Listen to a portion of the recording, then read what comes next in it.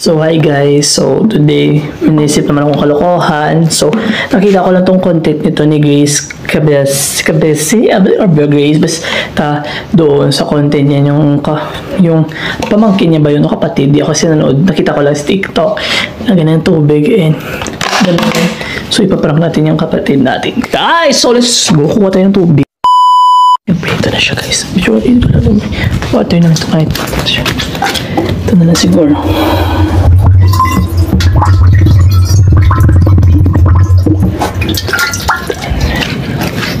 Let's go.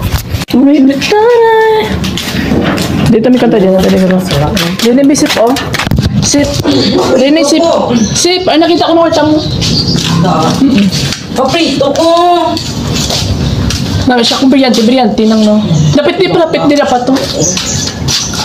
Go na. Tapos ako ni amang tungkod. Ako si Imaw. Tungkod ni Imaw. Lutusan kita. Ipakita mo kung ano nangyayari sa kanta dyan. Tapos pag may brilyante. Ikaw si Imaw. Oh, goy!